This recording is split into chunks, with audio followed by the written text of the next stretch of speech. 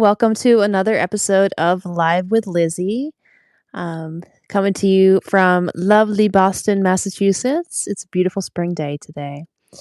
I have a collection of some of my older poems to read for you, and I'm so excited to share them with you. Let's dive in. Maureen, thank you for joining. First poem is titled Troll. If you enter my home to strike a match, you'll find yourself inside a hurricane. High winds surrounding you. Your weave is snatched, but I don't understand just why you came. I live up in the clouds. You're under bridge. I don't care to answer your questions 3. A drive-by ain't a showing of courage. It's just something people do to be mean. I'm steady in the rain, but it's so nice when I don't have to wear such heavy gear, just to live in the world and shine so bright, protected from the hatred and the fear. Trolls might be born from loneliness and pain, but I won't be a plaything in their game. More time. Because my dad died of a heart attack, the nights when I get acid creeping high are fearful moments, torture on the rack. The question always, is today my time? He exercised, body healthy and brisk. He was active his whole tour on this earth, but early blade of fate slipped through his ribs, and now he rests inside forgiving dirt. He was the one who ran around with me, who threw balls and played goalie and clapped hands with delight when he saw his girl achieve, then hugged me tight when life had other plans. The world deserved more time with my sweet dad. He loved to see others finding their path. That poem is in honor of my father, Gary Colgan. He was a really good guy. Use and fashion. I am not others' actions, I'm response. My character lies in how I return the energy, how long I take a pause before I find a bridge, then make it burn. I'm not bitter poison, I'm neutral ground. I'm clearish water, trying to stay so. The path I took, it traveled all around, 1,000 stops on my journey to grow. I gained a hard-won 5-second delay on what words I let fly out of my mouth. My tender bones learned how to pace the day. My muscles gained perspective. They chilled out. Because I answer for all my actions, I will not value use below fashion. Hello, Anna Maria. Thank you for joining. I'm reading some of my older poems today. Thanks for being here.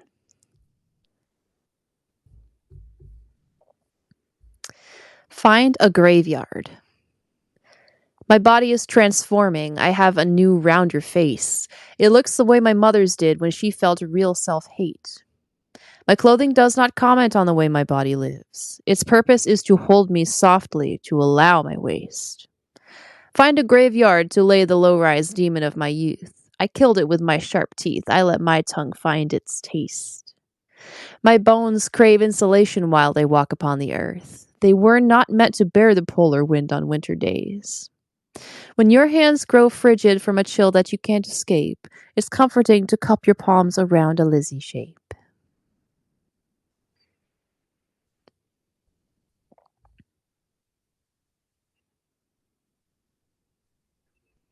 Gravity babies. I hold gravity like a railroad spike, so similar to lightning in the dark, as bold as Sangiovese, oaky spiced, just as suitable to fuel a spark. I don't hate anybody anymore. I'm all worn out from throwing big tantrums, from flinging myself tearful to the floor in protest of the coming transition. I did not want to become a mother, and I thought empty womb meant I was not, but young folks seek me out for safe cover, and I just have to find peace with my lot. My babies find me via gravity. They know I'll teach them how to meet their needs. Hello, Angela. Thanks for joining. Reading some old poems from my newsletter today. Thanks for being here.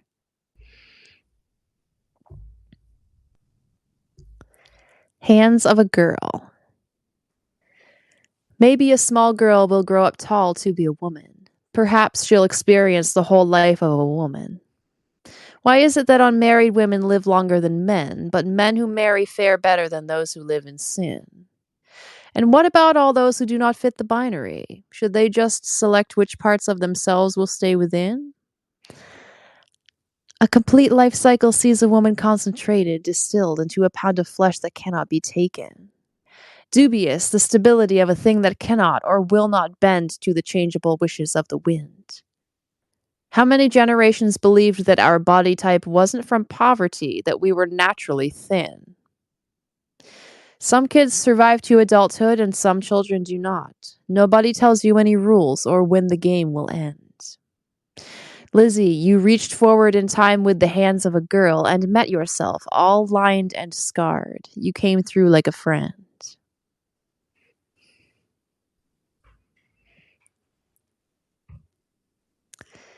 Racing heart. When I get overwhelmed and wound up tight, all fit to burst hyperventilation, it's hard to calm down, try hard as I might, but turning to excitement can be done. I can pull something else to the focus, a thought that feels good to anticipate, like a warm bowl of soup with crusty bread after a commute through buckets of rain. If reaching for my ease is just too hard, the energy can be transformed inside. When I cannot slow down my racing heart, I do not have to go seek out a fight. What is concrete and real is what is true. I came here to be absolute with you. The lessons in that poem took me a very long time to learn. Too long, some might say. The sun at your birth. Hey, winter wind, would you blow the raw need out of my heart? It's brisk when you get going, especially after dark. Cultures develop vocabulary for what they know. I have so many words to tell the winter winds apart.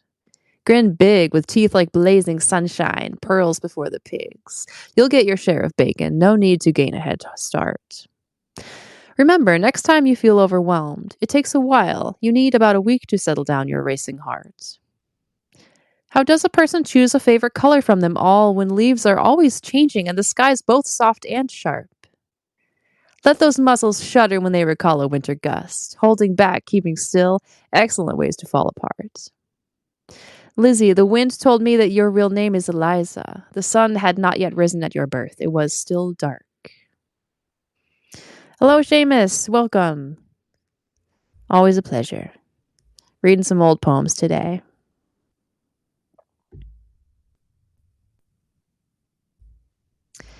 Third act. I lived long enough to see my third act finally come. Held fast to wet palm bloodied rope, waited for help to come. For years, I yearned for someone skilled enough to care for me. I combed the earth for a person who knew what should be done.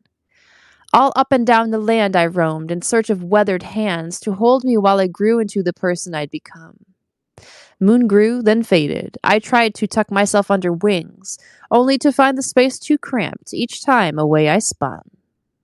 Passing by a neighbor's window, I noticed a mother and daughter laughing, drizzling icing on cinnamon buns. Some nests are woven to invite return, others crafted for quick escape, ready or not, meant to be forgotten. Each idol I placed on my altar burned, cracked, or got lost. None spoke to the gods as promised. My will would not be done. One day, I placed a mirror where the idols could not thrive. Considered, is it me who is safety? Am I the one? I am no mother god. I hold no immortality. Yet look how many years I have been comforting the young.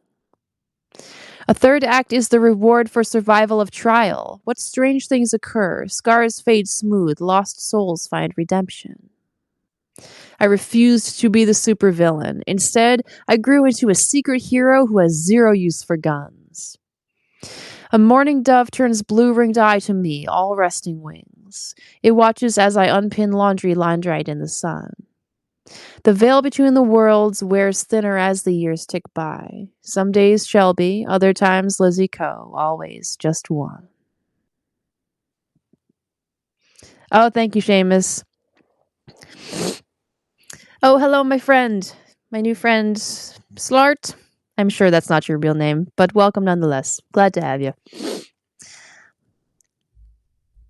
Yeah, I couldn't believe it. I did a whole live session earlier and my mic was not plugged in, so glad to hear that it's working now. Continuing on, juicing. The fight to live feels light as a feather. My biceps can't fit into any shirt.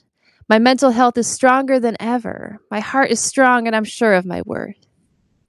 Hope is a steroid and I'm a giant. While it runs in my veins, it overwhelms. Hope is a lawyer and I'm its client. We roll up to the courtroom as ourselves. Together, Hope and I, we litigate to what we feel we are owed some answer, and what is better left outside the gate, in a box marked free, but these are cancers. It's just a matter of finding the dose of hope that lets me overcome the ghosts. See how, or fixing stuff with my dad. See how the gap is thin, then it gets thick? That means it needs a shim. Let's go find one. Do you think that this size will do the trick? Wedge it in tight, and then the job is done. See how the screws leave holes in the drywall? That means we need some spackle and a knife. We smear flattened sand and then hide it all. The skills I teach will serve you all your life. See how we paint around each of the sides and corners of the room as the first step? After, a swath with the roller flung wide. We'll do 2 layers, color rich and thick. See how capability came to be the way I can see love expressed to me.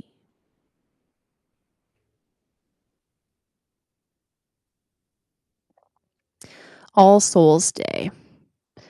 I need new holidays as I grow old. All Souls Day never used to mean a thing, just a day in November when it's cold, now something stable to which I can cling. There is no divot worn, there is no path. These are the falsehoods that grief would utter. Someone has already done all the math. Look to history and learn from others. There are vessels that can hold these feelings. That's what a holiday is for, it's true. While swinging branches might send me reeling, they also often bring me somewhere new. Candles and soul cakes set for those we lost. New holidays commemorate the cost.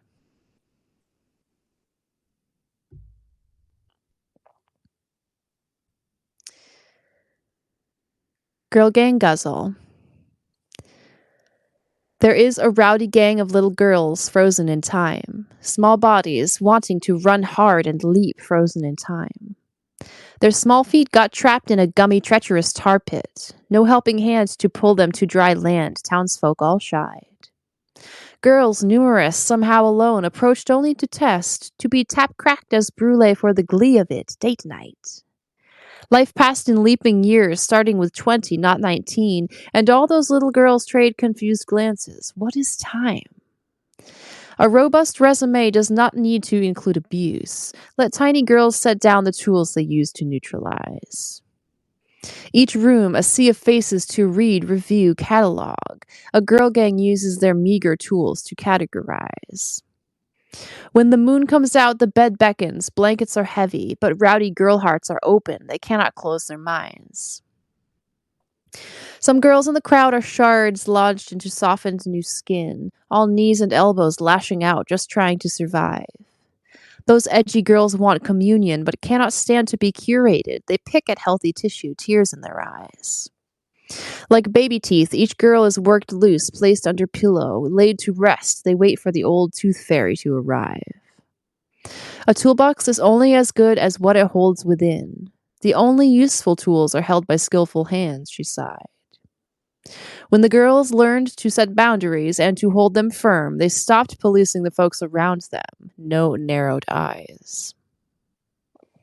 Where there isn't emergency, the heart, it can stay slow. Anxiety finds another use with patience and time. Pleasure has no point except to continue existence. Perhaps it's okay to enjoy some softness and some light. Rowdy girls learn to walk tall with poise, self-possessed, blazing, finally evolved into a form that can bear the night. Jumping hearts come to understand that it was their own legs doing all the heavy lifting. It mattered that they tried. Take away the mirror, I cannot understand at all that the rowdy girl gang is Lizzy and she is alive.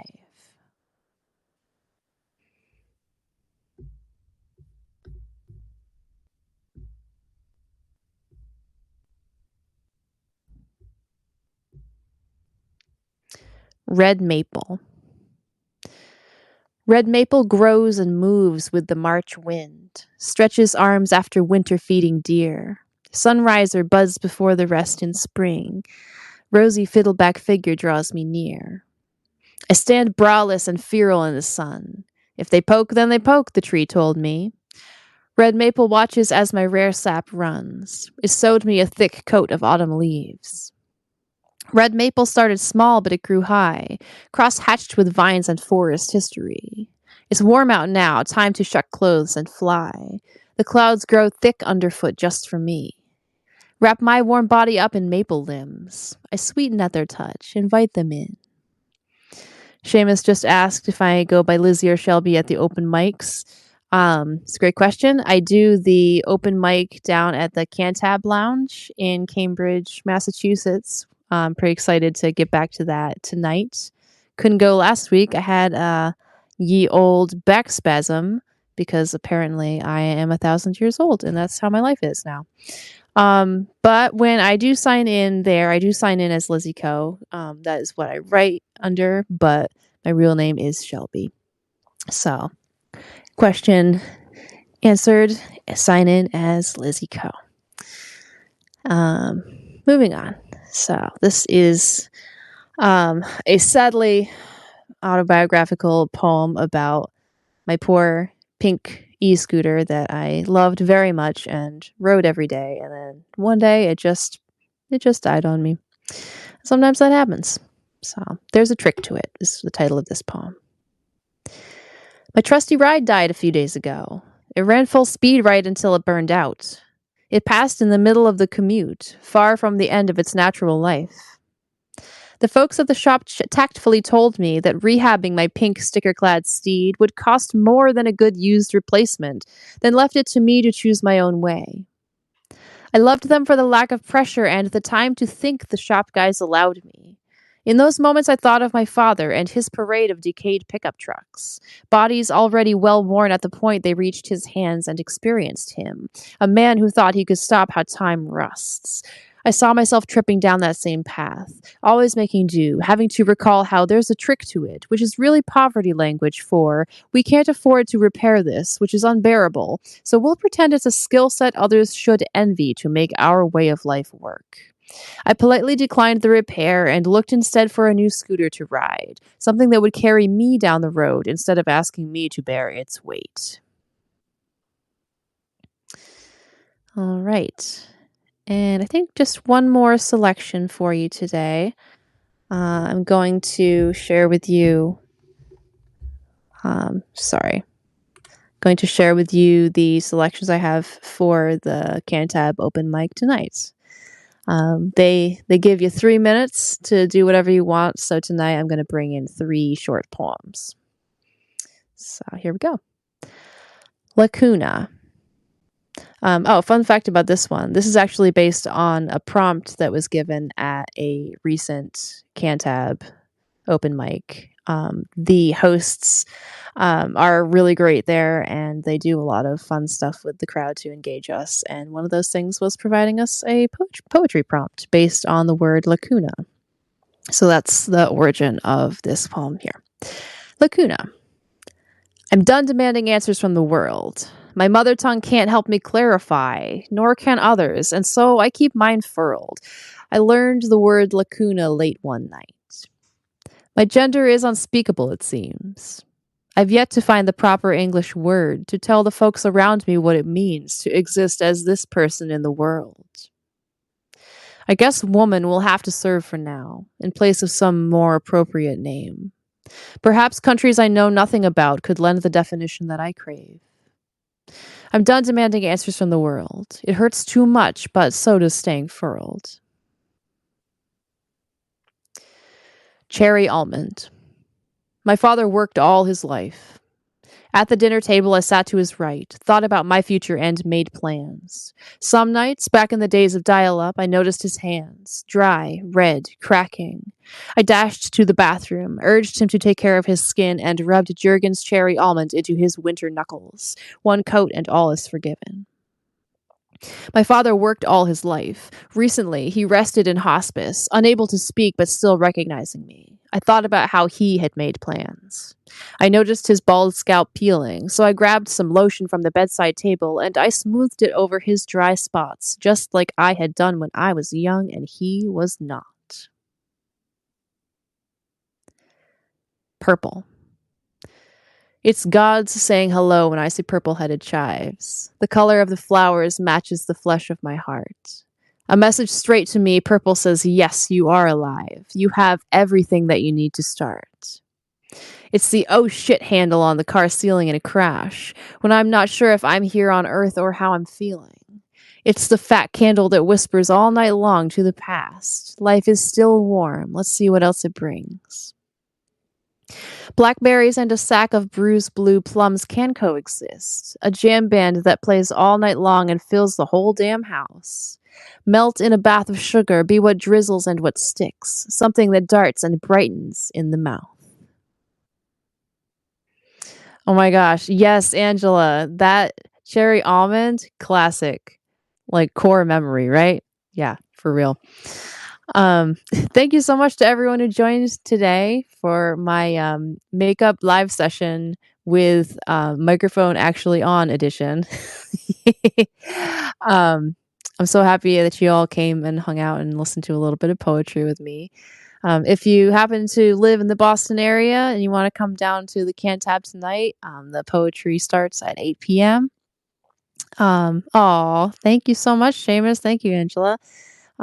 Saying nice things in the comments. Aren't you just the best? But yes, I'm so happy that you came by, and I look forward to seeing everyone for the next afternoon poetry session. Have a great day. Bye.